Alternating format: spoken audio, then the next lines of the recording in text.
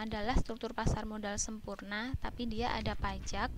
Lalu yang ketiga adalah adanya biaya kebangkrutan. Nah, ini kita bahas dulu yang pertama, yaitu struktur modal pada pasar modal sempurna dan tidak ada pajak.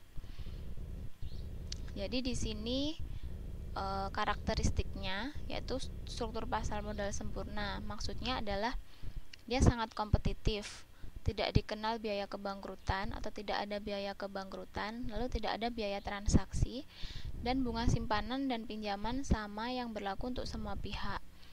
Lalu tidak ada pajak. Pajak di sini maksudnya adalah pajak penghasilan atau income tax. Nah, karakteristik utama dari balancing teori ini, dia ini adalah untuk menyeimbangkan manfaat dan pengorbanan yang timbul sebagai akibat dari penggunaan utang. Jadi teori ini dia mengasumsikan bahwa kita itu hutang, seperti itu.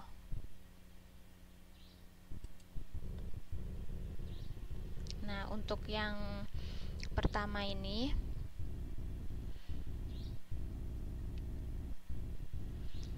ada asumsi, dia menganut asumsi seperti ini, yaitu laba operasi per tahun konstan.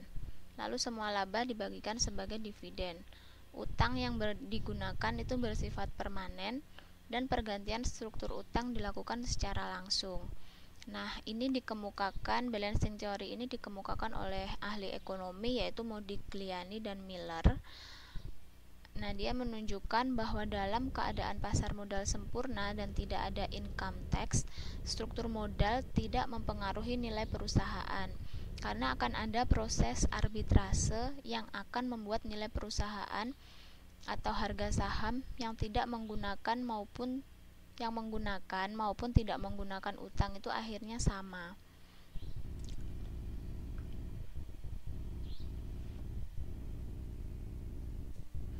Nah, proses arbitrase ini dia muncul karena investor atau pemilik modal dia akan selalu lebih menyukai investasi yang memerlukan dana yang lebih sedikit tapi memberikan penghasilan bersih yang sama dengan risiko yang sama pula.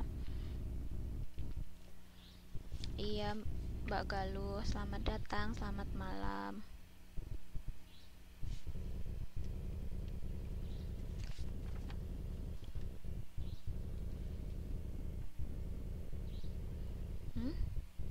Arbitrase. Arbitrase itu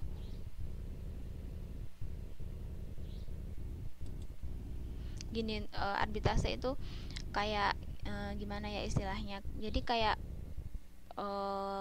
spekulasi gitu. Jadi misalnya kalau kita sebagai investor atau pemilik modal, kita nanti itu kan kita akan selalu lebih memilih investasi itu yang investasi yang perlu dananya itu paling sedikit, tapi keuntungan yang kita harapkan atau expected value-nya itu dia sama atau sama dengan kayak misalnya investasi yang dia dananya lebih banyak dan risikonya lebih banyak, seperti itu. Nah, untuk lebih jelasnya arbitrase ini di sini ada contoh soal. Contoh soal yaitu yang pertama ini adalah misalnya kita mendirikan sebuah perusahaan. Nah, awalnya kita menggunakan 100% modal sendiri untuk mendirikan perusahaan itu. Nah, lalu kita berekspektasi atau kita mengharapkan laba operasi itu nantinya akan sebesar 100 juta. Karena di sini kita menggunakan 100% modal sendiri, maka kita nggak perlu membayar bunga karena kita nggak hutang kan, jadi nggak ada bunga yang harus dibayar. Selain itu juga tidak ada pajak penghasilan dan seluruh laba itu dibagikan sebagai dividen. Nah, maka taksiran dividen yang diterima pemodal itu adalah seperti ini di tabel ini. Ini hanya taksiran aja ya. Jadi yang pertama, laba operasi atau O itu adalah 100 juta. Oh, ini harusnya nggak ada komanya. Komanya dihilangin aja ya. Jadi laba operasi adalah 100 juta. Lalu bunga di sini adalah 0 karena kita pakai 100% modal sendiri, jadi nggak ada bunga yang harus dibayar. 0. Jadi laba sebelum pajaknya adalah tetap 100 juta. Dan di sini pajak kita juga nggak kena pajak. Akhirnya laba setelah pajak pun tetap 100 juta dan dividen yang dibagikan tetap 100 juta. Jadi dalam kasus ini dia laba operasinya sama dividennya sama. Jadi seluruh laba yang didapat itu dia dibagikan sebagai dividen. Lalu apabila setiap tahun pemegang saham itu diharapkan akan menerima sebesar 100 juta sampai tahun tidak terhingga, maka PV atau penerimaan itu bisa dihitung pakai ini. PV of equity yaitu sigma T sama dengan 1 sampai tidak terhingga D ini dividen dibagi dengan 1 plus KE pangkat T. Nah, KE ini adalah biaya modal sendiri karena kita pakai modal sendiri kan. Jadi ini atau biaya modal sendiri itu yaitu tingkat keuntungan yang disyaratkan pemegang saham. Jadi cuma ekspektasi kita sendiri, kita pengennya nanti berapa persen sih saham yang keuntungan yang pengen kita dapat gitu. Nah, selanjutnya oleh karena D-nya ini sama dengan E, jadi semua sama, maka persamaan ini PV of equity ini nanti akhirnya jadi ini S, dan S ini rumusnya adalah E plus KE. E nya adalah laba setelah pajak per KE atau biaya modal sendiri. Nah, ini misalnya dia diketahui biaya modal sendirinya adalah sebesar 15%. Nah, akhirnya diketahui jumlah S-nya yaitu 667 juta.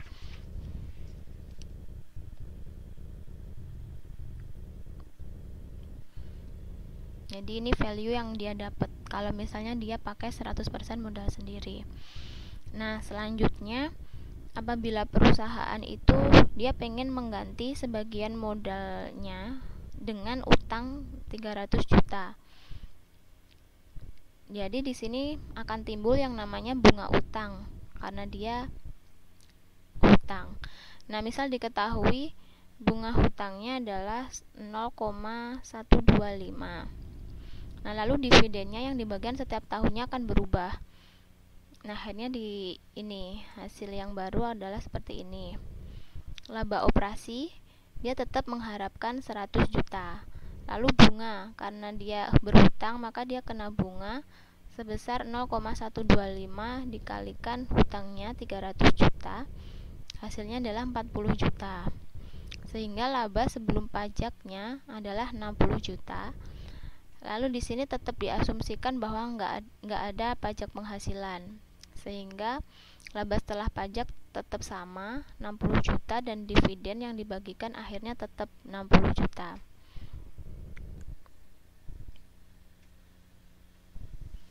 Nah, di sini untuk KE atau biaya modal sendiri atau keuntungan yang diekspektasikan itu karena dia menganggap perusahaannya kan dia akhirnya mengambil hutang. Nah, itu dia berarti kalau dia berhutang berarti kan perusahaan itu dia lebih beresiko. Makanya di sini KE-nya atau biaya modal sendirinya itu dia naik menjadi 16% atau 0,16.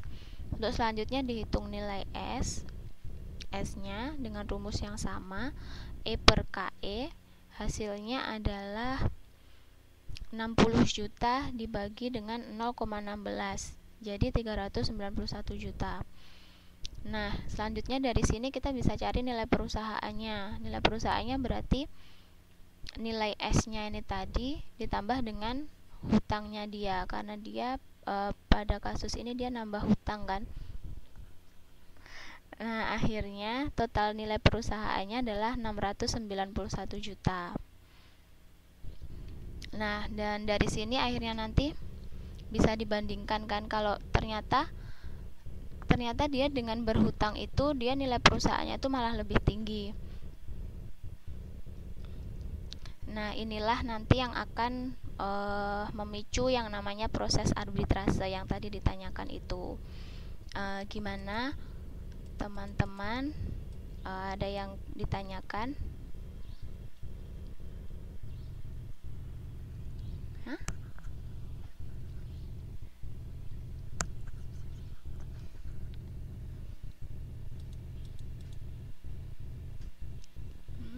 Yang nilai F.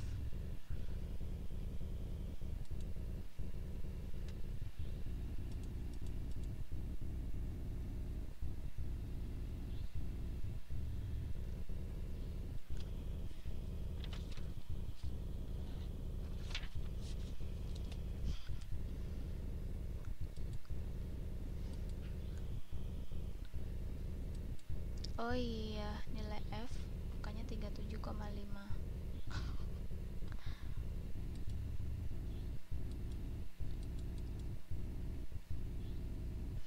Oh iya, iya Mbak, ini saya berarti salah hitungannya ya. Jadi tapi rumusnya tetap, tapi untuk yang KES ini kan dia bener ya, ini cuma salah yang bunga ini. Itu harusnya adalah 37,5 juta karena dia 300 juta dikalikan dengan 0,125. Jadi laba sebelum pajaknya 62,5.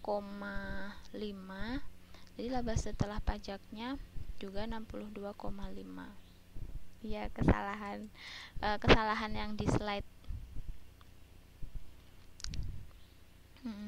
Mbak Fazura, jadi KE ini yang menentukan pemegang saham. Iya, ini adalah ekspektasinya si pemegang saham atau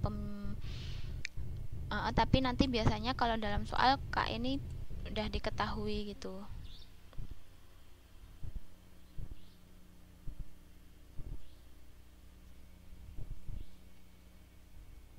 Jadi ini mohon maaf slide-nya yang agak saya salah ketik.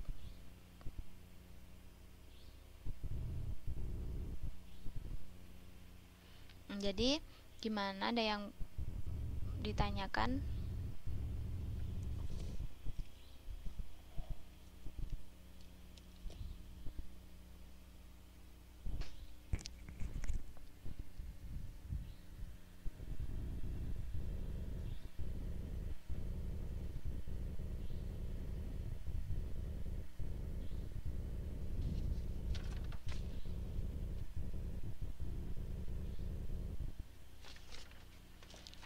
Jadi di sini kan akhirnya diketahui kalau ternyata setelah menggunakan hutang itu nilai perusahaan itu lebih baik karena dia lebih tinggi kan.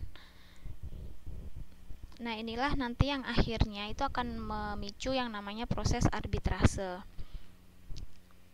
Nah, gimana maksudnya? Nah, misalkan kita sebagai pemilik modal, misalnya kita pemilik modal dan kita memiliki 20% saham PTA yang menggunakan hutang. Kita memiliki saham PT yang menggunakan hutang.